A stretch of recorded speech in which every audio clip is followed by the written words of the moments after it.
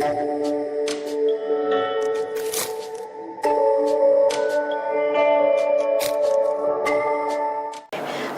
adik-adik, hari ini saya Nancy Andriani akan menjelaskan tentang materi biologi tentang sistem pencernaan pada manusia.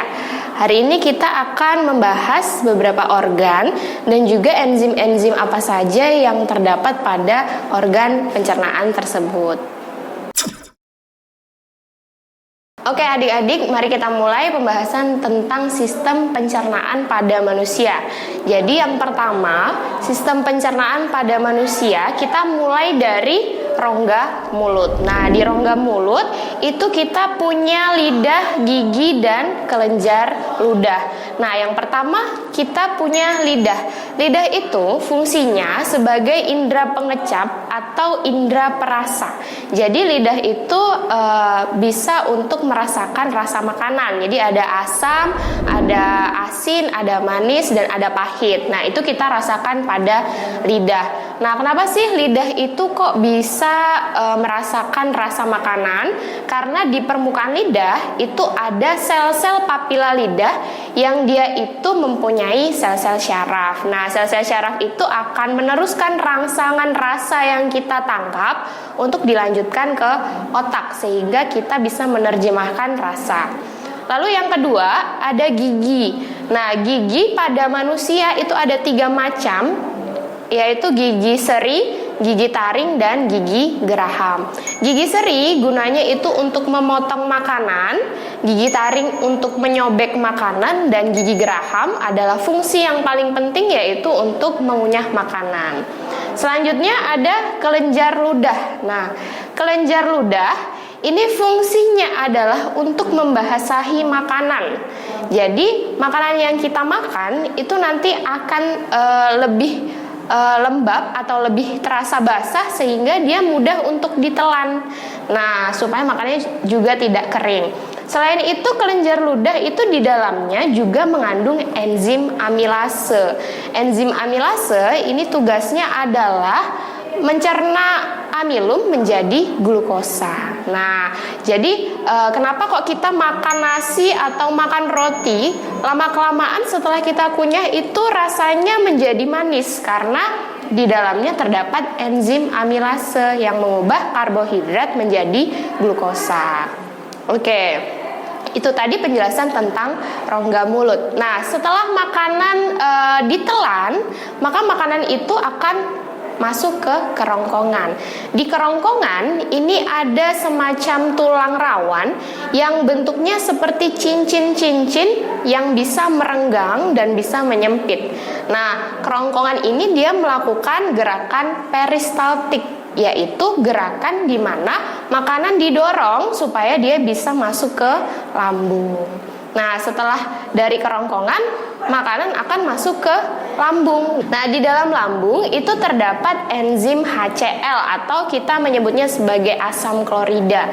Nah, asam klorida itu gunanya adalah untuk mematikan bakteri yang ada pada makanan yang kita makan. Lalu ada juga enzim pepsinogen. Nah, pepsinogen ini adalah enzim yang belum aktif. Jadi dia harus diaktifkan terlebih dahulu oleh HCl. Lalu pepsinogen itu akan berubah menjadi pepton. Nah, pepton itu akan mencerna protein supaya dia berubah menjadi asam amino. Terus selanjutnya ada enzim renin. Nah, enzim renin ini tugasnya adalah untuk menggumpalkan kasein susu. Jadi enzim renin ini paling banyak terdapat pada bayi yang baru lahir. Jadi dia tugasnya untuk memadatkan kasein susu. Lalu terakhir ada mukosa. Nah, mukosa ini nama lainnya adalah lendir. Nah, jadi lendir itu fungsinya di dalam lambung supaya lambung itu ketika melakukan gerakan peristaltik dia tidak tergesek atau tergores karena permukaan dalam dari lambung itu dia dilapisi oleh lendir sehingga dia lebih licin seperti itu. Oke, untuk yang keempat kita punya usus halus. Nah, usus halus ini dia dibagi jadi 3 bagian.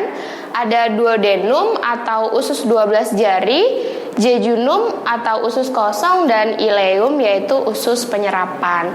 Nah, sebelumnya di usus halus ini terjadi dua mekanisme, yaitu mekanisme pencernaan secara kimiawi dan juga mekanisme penyerapan sari-sari makanan.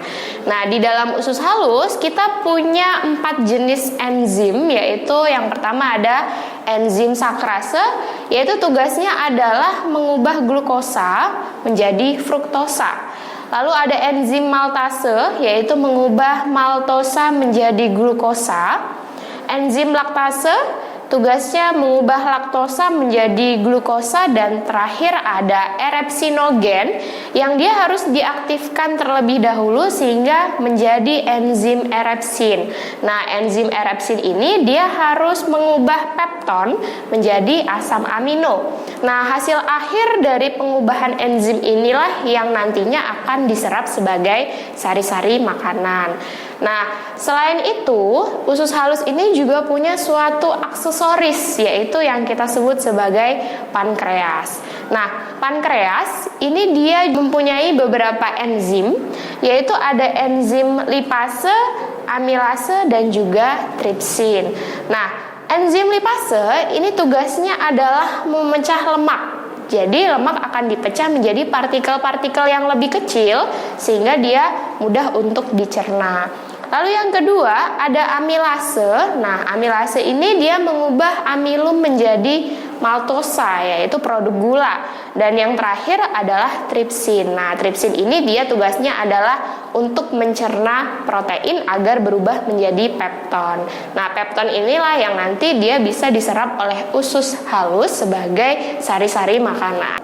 Oke, untuk organ pencernaan yang terakhir di sini kita punya usus besar. Nah, usus besar secara umum fungsinya adalah satu, untuk reabsorpsi air.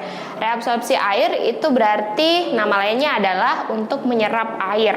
Nah, jadi di usus besar ketika ada makanan yang mungkin terlalu encer, maka jumlah kadar air itu akan diserap oleh usus besar supaya fesesnya nanti tidak terlalu encer. Lalu yang kedua, usus besar ini dia bisa untuk membentuk massa feses atau membentuk massa kotoran ya. Terus yang ketiga, dia bisa membentuk lendir. Jadi lendir itu diperlukan untuk melapisi lapisan mukosa yang ada di usus besar supaya dia jadi lebih licin. Nah, di usus besar kita juga mempunyai salah satu bakteri yang tidak membahayakan tubuh kita. Jadi bakteri ini dia malah bermanfaat untuk tubuh kita. Nah, bakteri itu adalah bakteri E. coli. Nah, bakteri E. coli ini fungsinya adalah mencerna selulosa yang dia tidak bisa dicerna secara alami oleh manusia. Jadi kita butuh bantuan E. coli ini supaya selulosanya ini bisa dicerna dengan baik. Nah, selanjutnya ketika makanan yang tadi sudah melalui beberapa proses pencernaan, dia akan berubah menjadi massa feses. Nah, massa feses ini akan didorong oleh otot rektum yang ada di usus besar menuju ke anus. Nah, disinilah berakhirnya sisa-sisa makanan. Jadi di anus itu akan terjadi pengeluaran massa feses. Oke, adik-adik, cukup sekian penjelasan tentang materi pada video kali ini. Jangan lupa untuk lihat video-video yang lain dan juga jangan lupa untuk like, komen, dan subscribe. Sampai ketemu di pertemuan berikutnya. Wassalamualaikum warahmatullahi wabarakatuh.